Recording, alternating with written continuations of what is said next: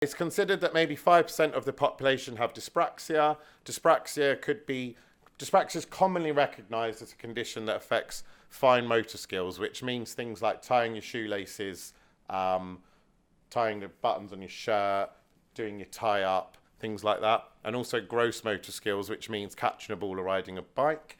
But one thing I've seen throughout my career, and I also strongly identify with dyspraxia and ADHD actually, is a lot of people I've met with dyspraxia have great communication skills, very empathetic, and can connect with people.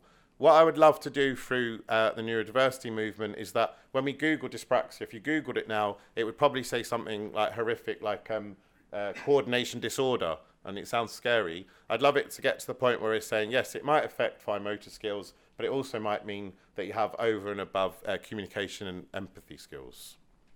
I'd love to get to that point, but you know, that's what we're here for, I suppose.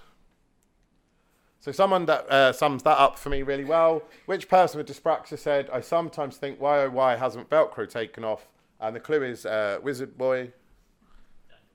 So Daniel Radcliffe or Harry Potter has dyspraxia. And I love that because he has spent a lot of his life saying he's struggling with tying his shoelaces, but he spent most of his career using his communication skills. So I think that really sums up that sort of profile that I've been talking about. He's got the people skills and creativity, but struggling with coordination and sense of direction.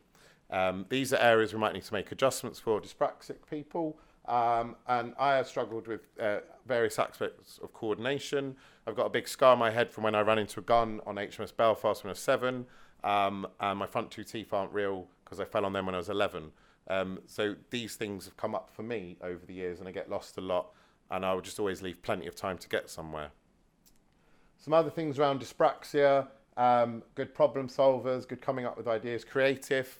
One of my friend's children's got dyslexia and dyspraxia, and before last Christmas, there was a lot of energy being put into him writing Christmas cards because his handwriting, a lot of people with dyspraxia struggle with handwriting.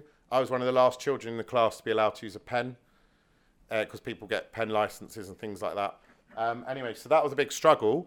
There was a lot of tears and frustration and a lot of energy. But in the afternoon, he noticed that Christmas decorations were falling off the wall where the sellotape had been getting dry. And he said we should invent super glue sellotape. And his mum just went, oh, whatever, Harry.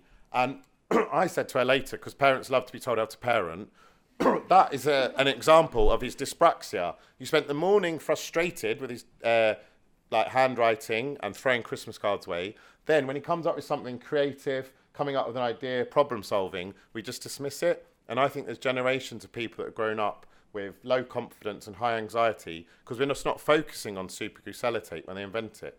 She should have then sat down and said, how much will that cost? Let's make a poster about it. And I really think that's how we can readdress the balance.